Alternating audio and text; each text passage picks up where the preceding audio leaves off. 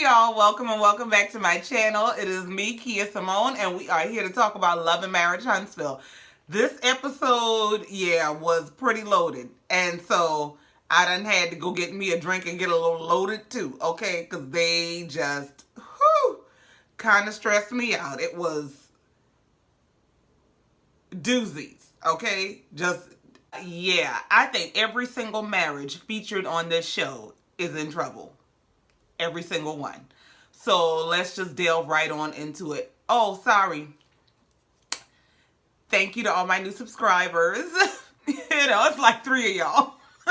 Okay, honey. It's like 3 of y'all. I'm real excited. But all jokes aside, thank you so much for subscribing to my channel. Thank you for coming back every week. I really appreciate it. Can you tell I've been having my adult drink? Okay. But let's just get right on into the review. So this episode picked up right where last week's episode left off. Kimmi is sitting at the table, having been left by her husband. And eventually Kiowa and Zabe walk in, Maurice's ex-wife and her husband. So Kimmi does exactly what I did not expect her to do. She sat there and she did exactly what she told Maurice she was not going to do. She represented them as a couple and spoke on his behalf. So, she started out saying how Maurice wanted to express how appreciative he was of them all coming together, though he was not there. And then they have this very awkward conversation about having to all get along, how they're all family, yada, yada, yada. Granted, I do believe this conversation would have been awkward even if Maurice was there. It's all the more awkward because he's not. It's just strange. After they have this conversation about them all being family, Kimmi kind of directs her conversation to Kiowa's husband about what it's like to be bonus parents, and all I could think was, Kimmi, please stop talking to that lady husband, because she already said you was talking to her last husband and she want to fight you about that, okay? Please direct your conversation to her. They move the conversation over to what happened at the brunch. Kimmi says, she kind of felt obligated to share with Kiowa that this lady that I did not know approached me at a brunch about monster vaping in the bathroom. Now, Maurice has told me that y'all already talked about that, but the lady kind of caught me off guard. So, Kiowa's like, yeah, I was aware of that. That whole incident caught me off guard as well, but they're caught off guard for different reasons. Kiowa is caught off guard because she did not expect that her son would be vaping. Kimmi is caught off guard because she didn't expect that her stepson would be vaping and that her husband was keeping her out of the loop. She's literally the only person that didn't know. That's a big problem. That's a big problem. Now, she goes from being the only person that didn't know to the only person representing them as a couple to his ex-wife and her husband. Maurice, you don't have to get your stuff together, okay? Because that is just such a awkward and almost demeaning position to be put in.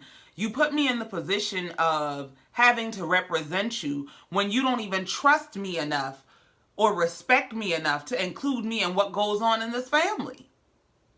Nah, bruh. No. So next up is Tisha and Destiny are at the car dealership looking for new bills. Okay. Tisha says she is there because, her husband gave her a graduation gift. He gave her a watch, a very nice one, a Rolex, I believe. But the real graduation gift is a hot girl summer car. That's what she wants. Okay. And she invited Destiny to meet her there because Destiny is from the Motor City. I promise we ain't all this dumb in the South. This stresses me out so bad because they make us look so, oh my God, Tisha. What does her being from the Motor City have to do with taking her to a car lot to look for cars? Tisha, you gotta stop. The dumb is getting out of control, okay? And we gotta stop somewhere. So they get to talking.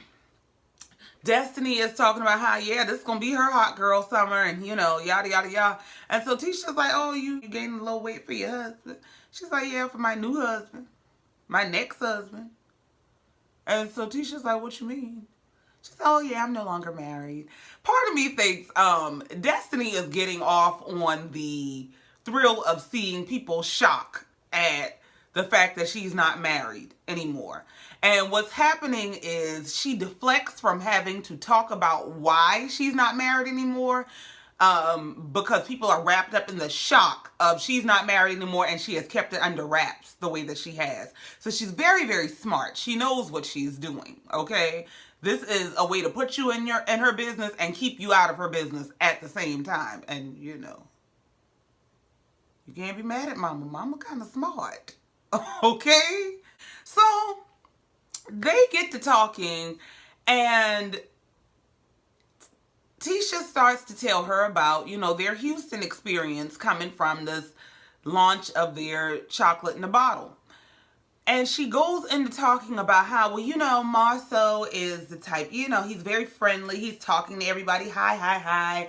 And I noticed there's this girl in a red dress with a high split and a low neckline, and, you know, and she's in my husband's face. And I said, we out here looking for wine. We're not looking for a husband.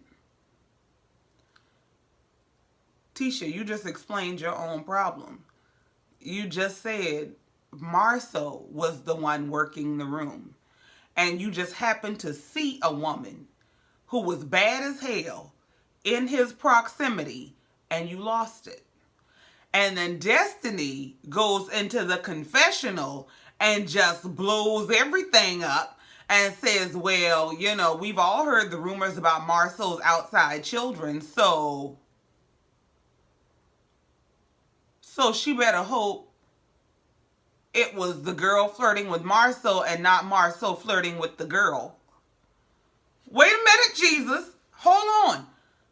We ain't all heard nothing, because I didn't know. I mean, you know, I heard the rumors about the cheating and the 21 women's and things like that.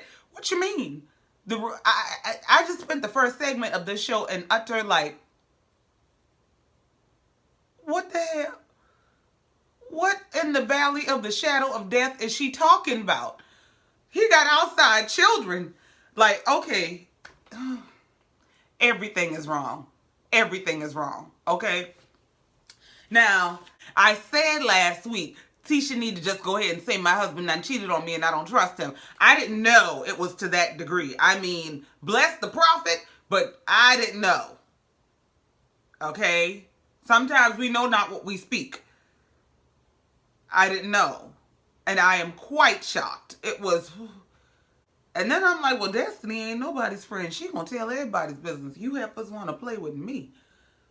She is indiscriminate with her shots. She just throwing them at everybody. Okay. So just before they go to test drive these cars, Mel calls them and invites them to this Taco Tuesday she's putting together. And I'm sure Mel is quite surprised that they are together. Destiny takes this opportunity to bring it to Tisha's attention that, yeah, I have an issue with Mel, because she brought this Tiffany lady to my birthday brunch, and this lady came trying to spill tea all over my table, and I did not appreciate it, and I would like to know if Mel had anything to do with it. Now, that was hot tea for Tisha, and she goes into test drive in the car, and then we move on. Tisha blindsides Marsau at Dr. Francis's office. Now, I done told Tisha not to take her ass down there to Dr. Francis. I done told you not to take your ass down there. And you done not only took your ass down there to Dr. Francis, you done took your husband without telling him. And then this fool says in the confessional, because Marsau said, listen, if I had known we were going to a therapy session, I would not have shown up, period. And her response is, well, that's why it's better to ask for forgiveness than permission. Girl, that's something your husband done said to you so much that it's drilled into your head. That is the line of a man who does what they want to do and hope they can just fix it later. All right? And Marsau was like, hey, checkmate. You heard it here first. She said it. That's why it's better to ask for forgiveness than permission. So, hey, that's how we run our household. That's how it's going down. Ooh, Tisha, you dig your own holes. Why would you say that?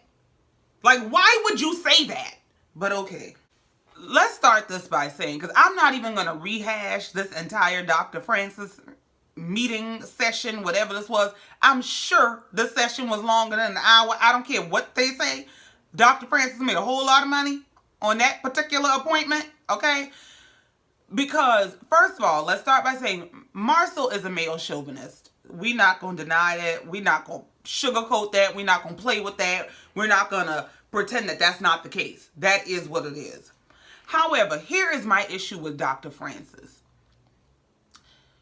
Tisha brings her husband in. They sit down. Dr. Francis says, listen, this is not going to be invasive. We're just going to have a conversation, get an understanding of what's going on. And so Marsau says, is this like a counseling session? And Dr. Francis is like, yeah.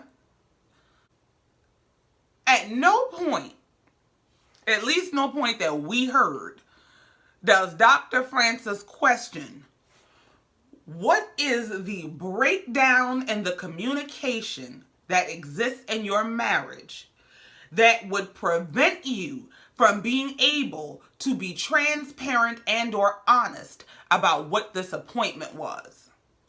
So now, as they continue to talk, he's kind of jumping on Marsau about Marsau's ideologies, his mentality, his position on certain issues. Well, the first thing you got to get through is the fact that he was blindsided with this appointment, okay?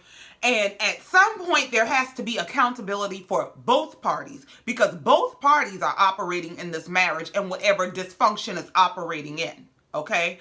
So my issue becomes that Dr. Francis seems to take these appointments or opportunities to show the men where they're wrong rather than examine what is the breakdown between this wife and this husband in this marriage so that they can correct the issues in the union because both of them have individual issues. So to sit and point out that, oh, well, is that all you heard her say? Well, you asked me, like, for example, he asked the man after, Tisha expresses what her issues are.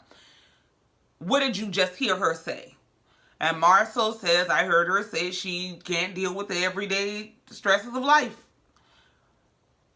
And Dr. Francis comes back at him with a tone that says, you're wrong, or you did not hear her, by saying, is that all you heard? Is that all you heard? Well, you didn't ask him what she said. You asked him, what did he hear? So now we need to get to the root of the filter through which they're communicating. I mean, I ain't the doctor. I'm just saying. Okay? This is just me and this is why I said don't take your ass down there to Dr. Francis. He might not be, this ain't his specialty. I'm not saying he's not a good doctor. I'm not saying he's not a good counselor. But these marriages and breakdown, recovering them is not his specialty. I'm so sorry. So Dr. Francis gets deeper into this conversation with them and he's talking about, the stresses of the marriage and, he kind of harps on Marsau for not asking her why they're there without harping on her for not telling him why they're there because there's an issue when you're blindsiding your mate. Whether you're the wife or the husband, period. But I mean, what do I know? I'm just, a random person with random opinions on a random YouTube channel. What do I know? They get further into this conversation about why he's not sharing with Tisha what stressors and issues he has. And his thing is, listen, she's basically saying she can't deal with the things I'm already asking her to do. Whatever, Marsau. She can't deal with the stressors of life, and I'm not going to put my stress on her. I just don't. And Dr. Francis is like, well, what if she's asking you to do that? And he says, well, I'm not going to do that. Just like I'm not going to share my bills with my kids. I don't share my bills with my wife.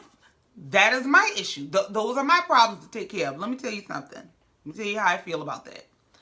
While that sounds traditional and awesome and chivalrous, no. I am not a proponent of households where the man takes care of everything and, you know, the wife is just this kept woman. Because, honey, let me tell you something. In the South, most men that operate like that come from a place and space of, I pay the cost to be the boss. So if I pay every bill in this house, you don't have nothing to say about how I run this house, how I operate, what I do. You're kept. You're taken care of. That's where you run into these issues of them thinking they can do anything they want to do, leaving you to handle all of the domestic duties and you not having an actual partnership because you just have a provider. So they start to go back and forth about Tisha feeling like she does everything alone. You know, Tisha has been saying this in season 1, that she feels like a single parent. Well, Marsau kind of comes back and says, this is where I get irritated and my pride jumps in, because you're saying you feel like you do everything alone while you're doing these things in a house that's paid for, you know, driving a car that's paid for, and yada, yada, yada. To a degree, I get what he's saying. Does he need to be more hands-on, more involved, more of a partner? Absolutely. However, is there some accountability to say, well, listen, yeah, you do have this husband who is paying all the bills in your household. And like he said, not only is that the case, but you're out spending money like water. So you're not helping to reel him back into the house. You're literally giving him reason to be out working all the time. Because the more money that's spent, the more money that has to be made. And he's trying to break this down to her in the confessional that, you know, listen, the more money you go out and spend, the more money I have to go out and make. And this girl says, no, you don't. Well, please tell me what in the miracle water you talking about. Because as far as I know, the more money I spend, the more time I got to spend at work making that up.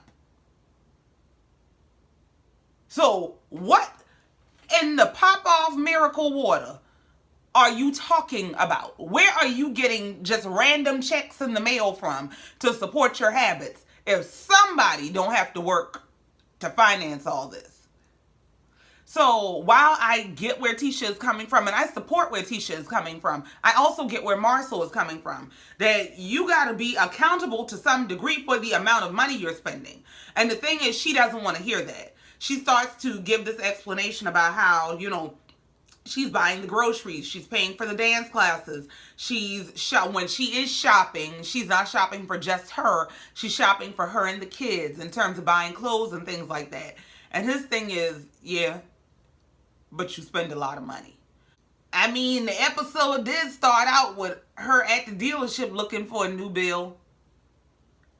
So, you know, I'm just not the type of woman that's going to get behind what a woman is saying just because she's a woman. I think everybody has to be held accountable in their respective positions. And in order to make a marriage work, both people are going to have to be trying to do their very best in their positions.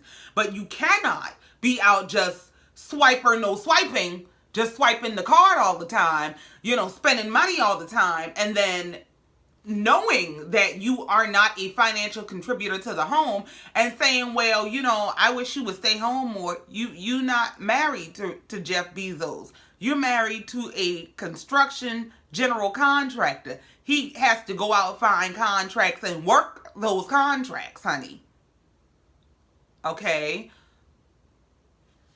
Now, I done said I wasn't going deep into the session, but here I am down this damn rabbit hole because that's what they'll do to you. Okay? So they get around to asking Tisha, what do you want?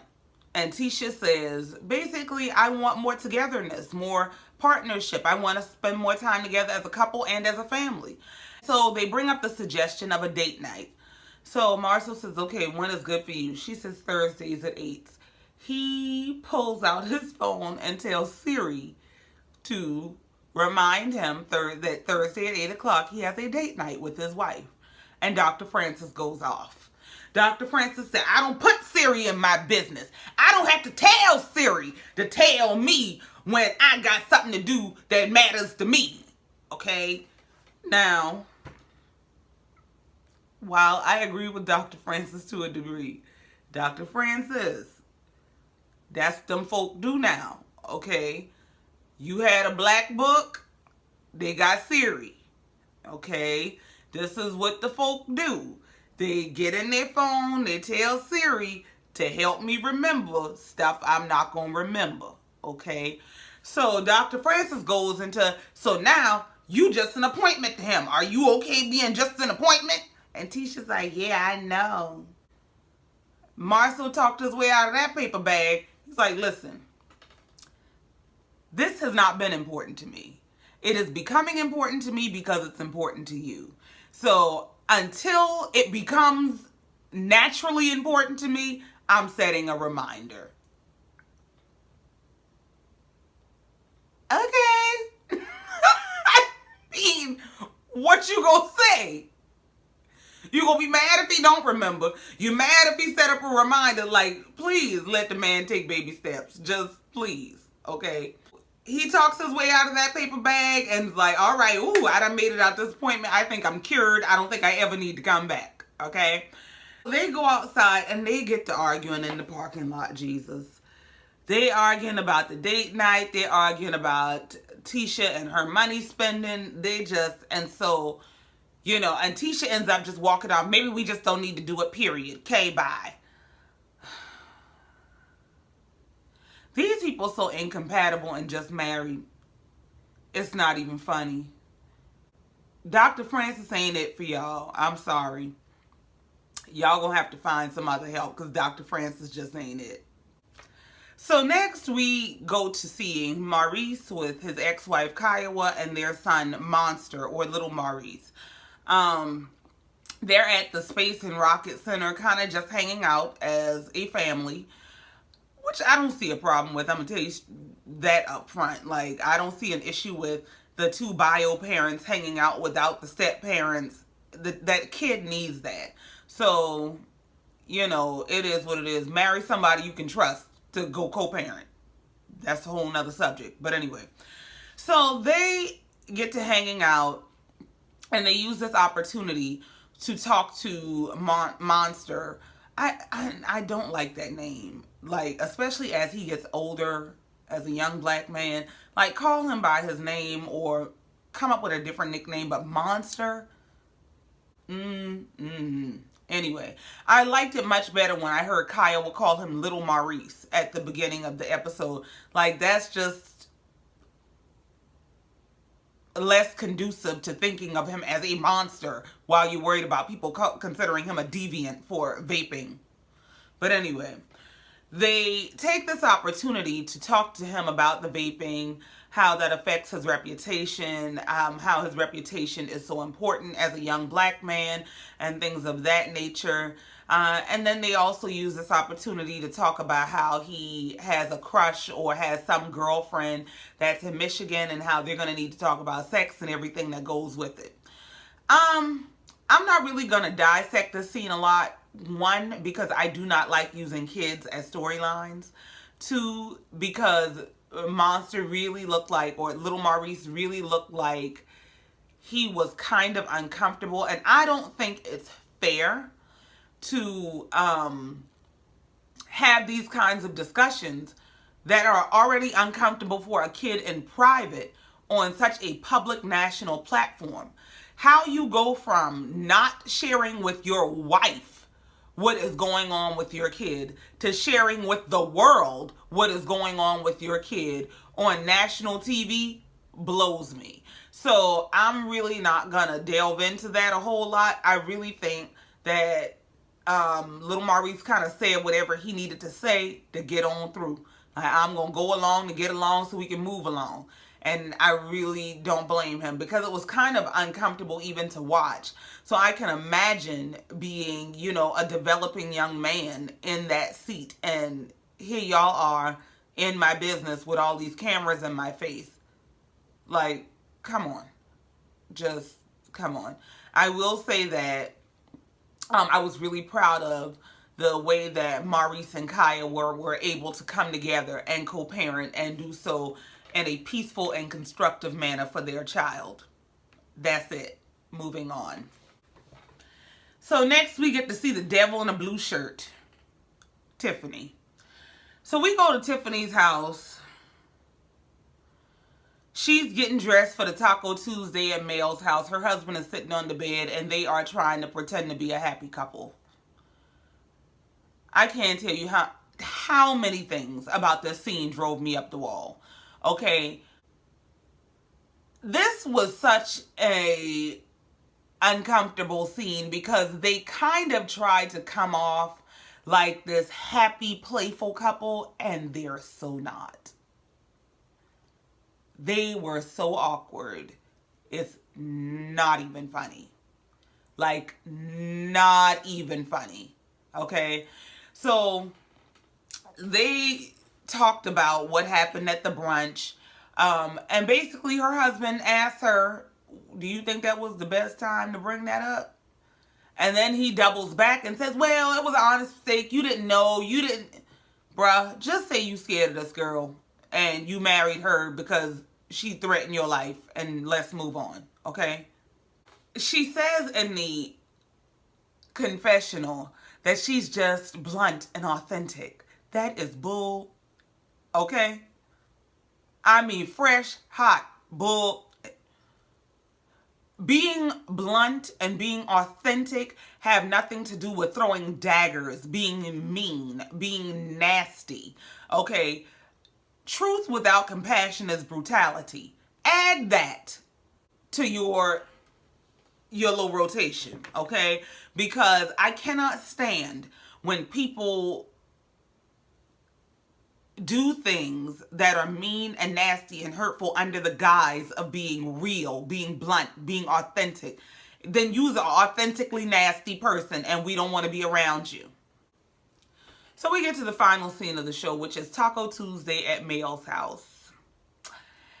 And Mel invited Tisha to come early to help her set up. No, she invited Tisha to come early so she can get in Tisha's business and she can plant whatever seeds she needs to plant. So Tisha gets there, they get to talking, and she tells her about how they went to see Dr. Francis. And, she surprised Marsau with this. Mel's response in the confessional was, well, I sure hope he can do more for them than he did for us, because you know how that ended. That right there tells you exactly what her attitude is and her intentions were in terms of sending them to Dr. Francis. You weren't trying to help. You just trying to expose issues, okay? Okay. They get to talking and Tisha throws her, a little bone back. Tisha says, well, I was hanging out with Destiny and Destiny was all upset about the Tiffany girl and she was wondering, if Mel was in on that. Did Tiffany and Mel have a conversation about the stuff that Tiffany brought to the table? And Mel is offended. Mel comes back and defends Tiffany's behavior. Ain't nobody gonna tell me that Mel ain't a mean girl and that Mel is not stirring that pot. Okay, Mel comes back and says, I don't think she was trying to be mean. I think she was just trying to, let Destiny know that we've met before and this is how I remember you. Well, girl, if people come walking up to you telling you I remember you because I met your husband out with his side chick and then saw y'all together at an event the next day, you would be ready to snatch some bad wigs off and fight. But then you're concerned about how this girl is not confiding in you and being a friend to you. You are a friend of me and a friend to no one. Period. So when Mel is made abreast of the fact that there's an issue between you and Destiny, she's like, well, that's why I'm having this, and we're going to address it, and yada, yada, yada. Girl, that's not how someone approaches a friend when they have an issue with their friend, or they feel like their friend has been offended by them. You don't take a position of, oh, I'm going to see what's going on. Not when you're somebody's friend. Since you're so worried about them not coming to you as a friend, let's talk about it. That's just not how you handle it. You need to go to your friend and say, listen, it's come back to me that you're hurt and you're offended by something I did. And I really want to talk about that because that was never my intention. But that ain't how this went. So Tiffany shows up. Mel introduces Tiffany and Tisha, and they already know each other. Tisha comes straight out. The second line out of her mouth is, yeah, girl, well, you know, Tiffany is a common name, and I kept hearing them say about this Tiffany is stirring the pot. Well, Tisha, damn. How bored are you that you just, throwing rocks soon as people walk in the door? Are you bored? Because, oh my God. So Destiny arrives late, okay? So Destiny gets there and, here goes Mel with her drama. Destiny, you remember Tiffany, right? And so she's like, yeah, I do. Let me tell you something. Destiny strikes me as the type of chick that used to fight. Please leave Destiny alone before she have a flashback, snatch her wig off, and snatch yours off too. Okay? Destiny is like, yeah, I remember her. And Mel is like, well, yeah, Tisha brought it to my attention that you might have an issue with me. This whole thing was so high school, it's not even funny. It was like watching high school girls. Mel is the head cheerleader. She is the owner of the burn book. And she's about to haze Destiny. Because how dare Destiny go against her? So she's like, well, I heard that you were upset. I heard that you were bothered. This, that, and the third. And Destiny's like, yeah, we'll talk about it on our own time. And Mel kept pushing the issue. Mel would not respect the fact that Destiny was asking her to not do this in front of everybody and let's have a private conversation later. It was, well, I know you was upset and I didn't do that.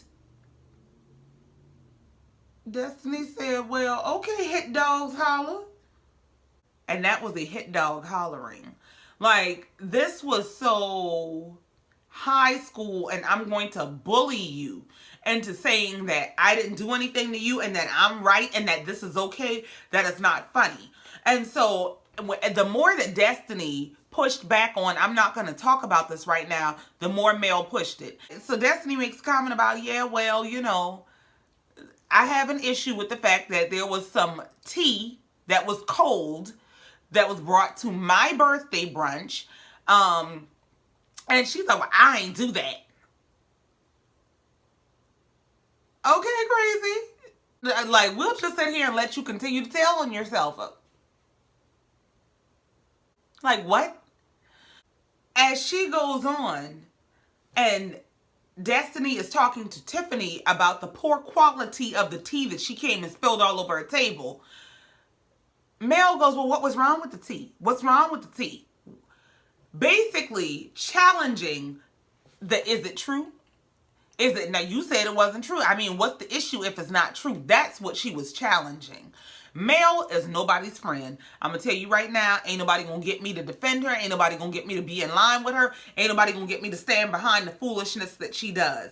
I can respect the fact that she was hurt by her husband, but I'm sorry, Mel is no victim. Mel is a mean girl. And what is being displayed is some of what Martell was talking about.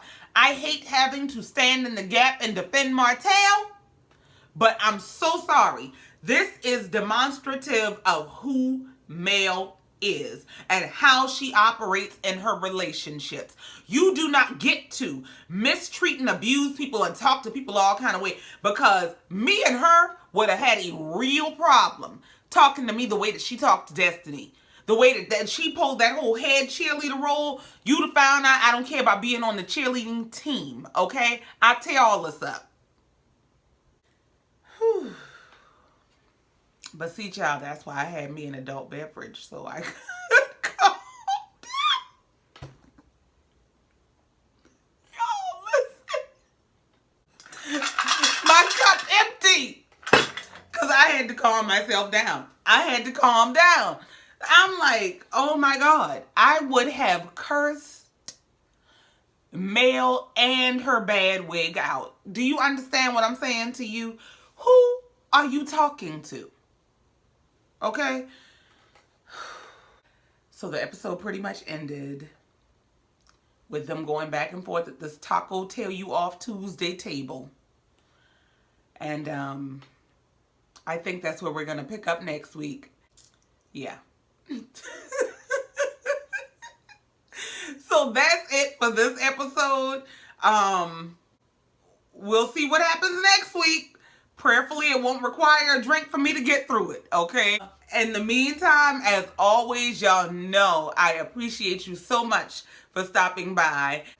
Thank you so much for letting me get it off my chest. I love you, mean it. Bye.